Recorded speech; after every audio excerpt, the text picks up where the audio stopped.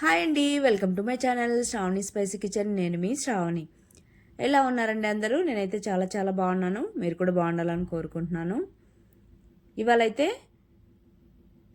అస్సలు ఇంట్లో ఏమీ వెజిటబుల్స్ లేనప్పుడు, ఏం చేయాలో అర్థం కానప్పుడు, అలానే తక్కువ టైంలోనే అయిపోవాలి అనుకున్నప్పుడైతే ఇది ఖచ్చితంగా ట్రై చేయండి.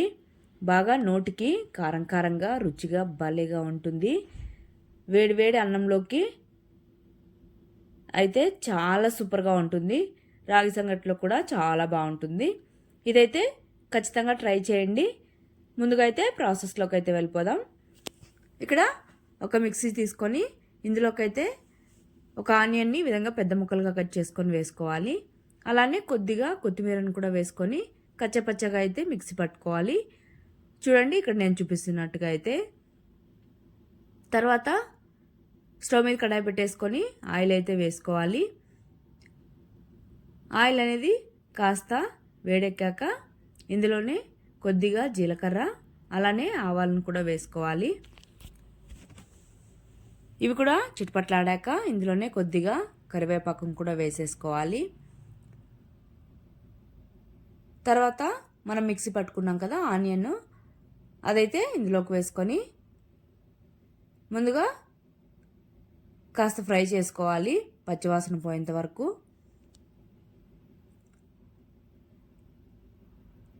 ఈ విధంగా మనం వేసుకున్న ఆనియన్ని ఫ్రై చేసుకున్నాక తర్వాత ఇప్పుడైతే ఒక 2 ఆనియన్స్ అయితే ఈ విధంగా మీడియం సైజ్ ముక్కలుగా కట్ చేసుకొని వేసుకోవాలి. ఈ ఆనియన్ కూడా వేసుకున్నాక అవి కూడా కాస్త ఫ్రై అయితే సరిపోతుంది, మరీ ఎక్కువ ఫ్రై అవ్వాల్సిన అవసరం లేదు. ఈ విధంగా ఒక 2 నిమిషాల పాటు అయితే ఫ్రై చేసుకోవాలి. ఫ్రై అయ్యాక ఇందులోనే కొద్దిగా సాల్ట్ కూడా వేసేసుకొని మరో 2 నిమిషాలు అయితే ఫ్రై చేసుకోవాలి. ఈ విధంగా కాస్త ఫ్రై అయితే సరిపోతుంది. ఈ విధంగా ఫ్రై అయ్యాక ఇందులోనే చిన్న ముక్కలుగా కట్ చేసుకున్న టమాటో ముక్కలు కూడా వేసుకోవాలి. టమాటో అనేది స్కిన్ సెపరేట్ అయ్యేంత వరకు ఫ్రై చేసుకుంటే సరిపోతుంది, ఎక్కువగా ఫ్రై అవ్వాల్సిన పని లేదు. ఈ విధంగా ఫ్రై అయ్యాక ఇక్కడైతే నేనైతే కొద్దిగా పచ్చి కొబ్బరి అలానే పచ్చిమిర్చిని కలిపి ఈ విధంగా కచ్చాపచ్చగా మిక్సీ పట్టుకున్నాను. అలానే పల్లీలండి ముందుగానే 2 to 3 అవర్స్ అయితే నానబెట్టేసుకొని వాటిని కూడా ఈ విధంగా కచ్చాపచ్చగా మిక్సీ పట్టుకున్నాను.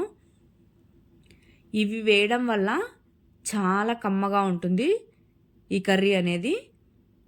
వద్దు అనుకుంటే స్కిప్ చేయొచ్చు.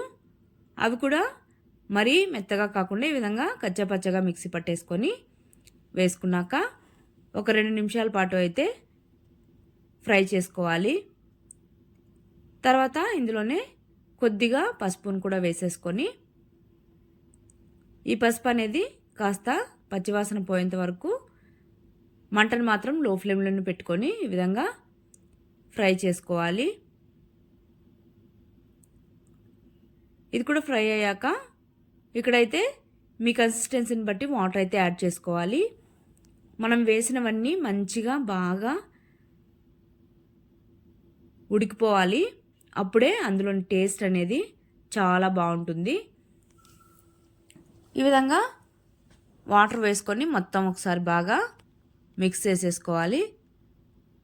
తర్వాత అయితే ఆల్రెడీ మనము పచ్చిమిర్చి కూడా వేసాం కాబట్టి కారం ఏమి వేయట్లేదు. ఇందులో అసలు కారం కూడా వేస్తే టేస్ట్ బాగోదు, ఓన్లీ పచ్చిమిర్చితోనే టేస్ట్ బాగుంటుంది. అదొకటి అబ్జర్వ్ చేయండి.